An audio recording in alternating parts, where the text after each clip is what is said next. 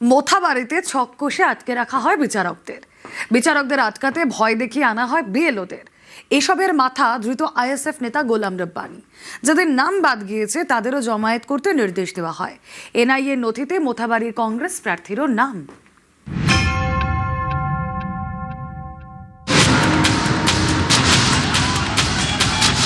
পয়লা April মালদায় অশান্তি, নামবাদের প্রতিবাদে কালিয়াচক 2 নম্বর বিডিও অফিসে ঘন্টার পর ঘন্টা ঘেরাও করে রাখা হয় 7 বিচারককে। তাদের গাড়ি ভাঙচুর করা হয়। এই ঘটনার তদন্ত করছে এনআইএ।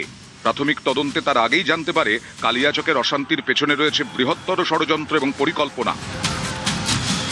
গত রবিবার তারা গোলাম রব্বানীকে গ্রেফতার করে। তিনি মালদার মোথাবাড়ি পঞ্চায়েতের আইএসএফ সদস্য। আইএসএফ কে কালিমা লিপ্ত করার চেষ্টা হচ্ছে, এর কোনো ভিত্তি নেই। আইএসএফ কোনোদিন আইন বিরুদ্ধ, সংবিধান বিরুদ্ধ কাজ করে না। স্থানীয়দের জিজ্ঞাসাবাদ করে এনআইএ জানতে পেরেছে পয়লা এপ্রিল পরিকল্পনা করেই বিচারকদের আটকানো হয়। এর জন্য হাতিয়ার করা হয়েছিল এসআইআর এর কাজে নিযুক্ত বিএলওদের। আইএসএফ নেতা গোলাম রব্বানীর নির্দেশে ভয় দেখানো হয় একাধিক বিএলওকে।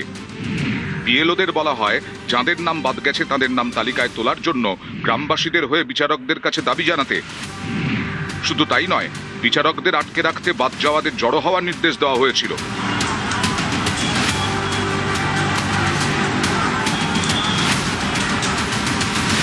মোথাবাড়ি বিধানসভা আসনে কংগ্রেসের প্রার্থী সায়েম চৌধুরী, তিনিও এনআইএর নজরে।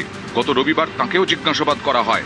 তদন্তে এনআইএ জানতে পেরেছে বিডিও অফিসের সামনে জমায়েত করানোর পেছনে রয়েছেন মোথাবাড়ির কংগ্রেস প্রার্থী সায়েম চৌধুরীও। কংগ্রেসের স্থানীয় কর্মীদের নিয়ে তিনি জমায়েত করান। আদালতে জমা দেওয়া নথিতে এই বিষয়গুলি উল্লেখ করেছে ন্যাশনাল ইনভেস্টিগেশন এজেন্সি।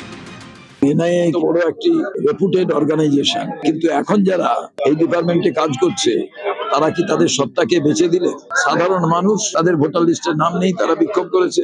আর তা নিয়ে আজকে এনআইএ দোষ খুঁজতে বেরিয়ে পড়েছে জাতীয় কংগ্রেস। আর কত দালালি করবে?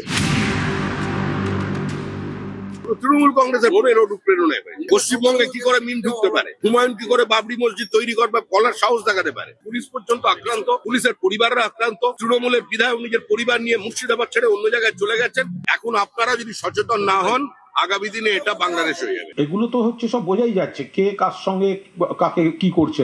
যারা তৃণমূলকে সমর্থন করেন তাদের বিভ্রান্ত করতে চাইছেন, সেই সব ফোর্সগুলো ওখানে ছিল।